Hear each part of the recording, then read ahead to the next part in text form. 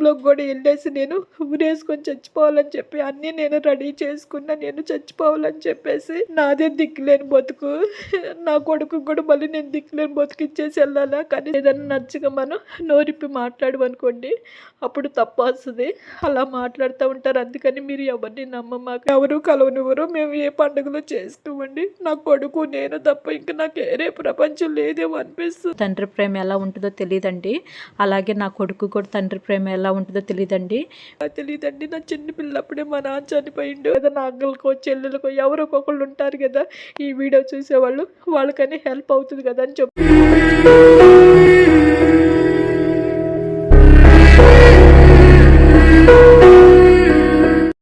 అండి ఇక్కడ నేను వాయిస్ ఇచ్చేటప్పుడు బాగా ఇంకా మళ్ళీ గాలిదుమ్ము వచ్చేసిందండి.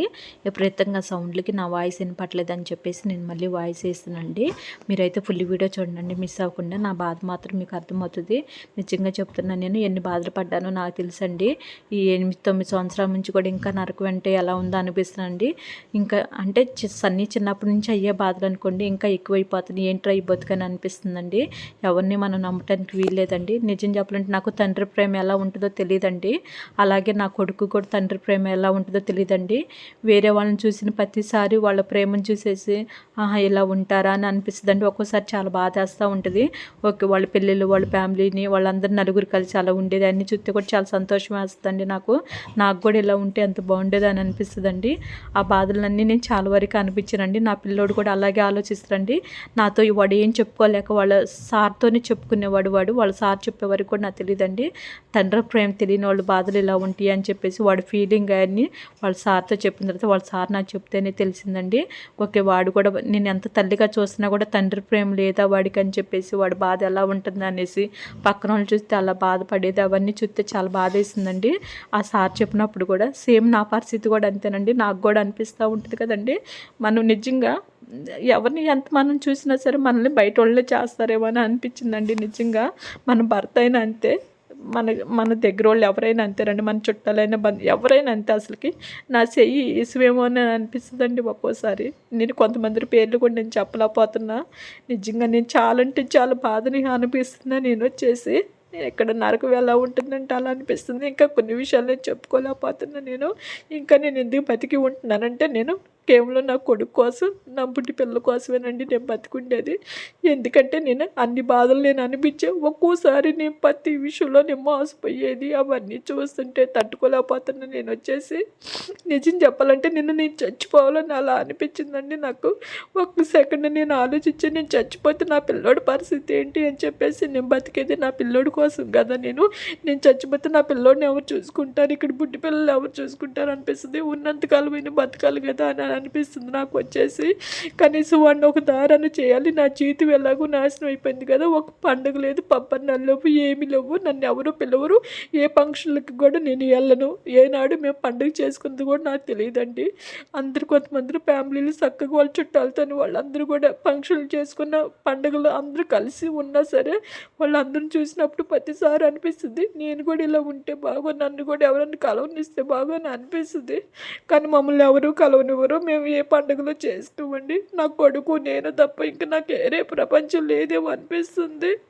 అలా అయిపోయింది నా పరిస్థితి. నాకు కూడా ఫ్యామిలీ ఉంటే బాగుంటుందేమో అని అనిపిస్తుంది ఒక్కోసారి. ఇలాంటి బతుకొచ్చింది ఏంటో అనిపిస్తుంది. నా జీవితం ఎందుకు ఇలా అయిపోయిందా అనిపిస్తుంది ఒక్కోసారి ఆలోచించుకొని.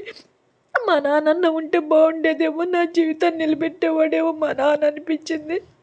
నాకు ఇప్పుడు అనిపిస్తుంది మా నాన్న ఉంటే బాధలు ఉండేవేమో అనిపిస్తుంది ఒక్కోసారి. మా నాన్న ఎలా ఉంటాడో కూడా నాకు తెలియదండి. నాకు ఆ జ్ఞాపకాలు కూడా నాకు తెలియదండి. నా చిన్న పిల్లప్పుడే మా నాన్న చనిపోయిండు. మా అమ్మ ఉందంటే మా అమ్మ ఏం పట్టించుకోదు. ఇంకా అలాగ అయిపోయింది. మా అమ్మ మట్టుకు ఏం పట్టించుకుని ఆమె కాడ ఏముంది పట్టించుకోవడానికి, అంతే. ఇంకా అలా అనిపిస్తుంది. అందుకనే నేను ఎవరిని నమ్మొద్దు అన్నా. కొంతమంది అంటే మనతో మంచిగానే మాట్లాడతారు, ఆ తర్వాత సెడ్ లాగా చేస్తూ ఉంటారండి. మనం ఒక మాట అనగా మాట్లాడినట్టుగానే మనల్ని కుంచిపరిచినట్టుగా మాట్లాడేస్తారు. మన అవసరం తీరిపోయినట్టుగానే మాట్లాడతారు.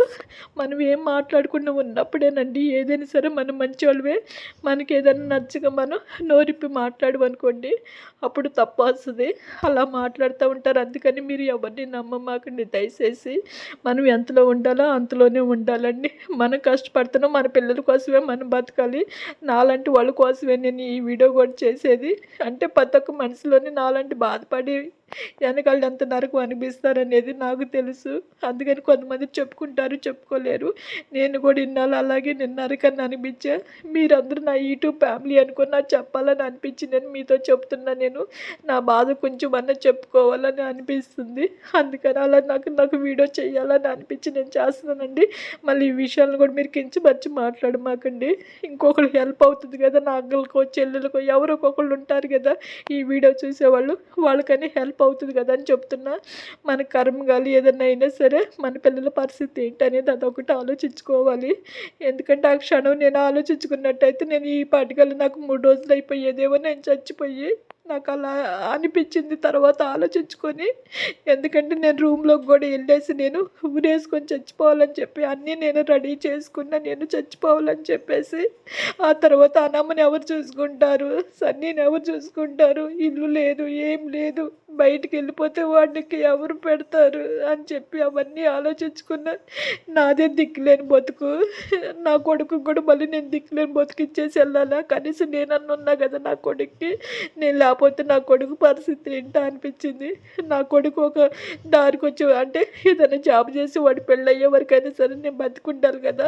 ఎన్ని బాధలు వచ్చినా ఎన్ని కష్టాలు వచ్చినా సరే నేను అవన్నీ ఓర్చుకొని నా కొడుకు కోసమని నేను బతకాలని అనిపించిందండి నాకు. అప్పుడు నేను అనిపించింది ఏదైనా సరే ఇన్నాళ్ళు నేను తట్టుకున్నా కదా, ఇప్పుడు ఎందుకు నేను తట్టుకోలేకపోతున్నా అనిపిస్తుందండి. ఆ విషయాలు అయితే నేను చెప్పలేకపోతున్నానండి. నేను ఎందుకు చచ్చిపోవాలనుకున్నాను అనే విషయం కూడా నిజంగా అది ఒక పెద్ద నరకం అండి. అసలుకి ఆ ఇష్యూ నేను చెప్పుకోలేని బాధ. అసలుకి నిజంగా నాకు సామె ఎందుకు రావట్లేదా అనిపిస్తుంది ఒక్కోసారి. అంత బాధ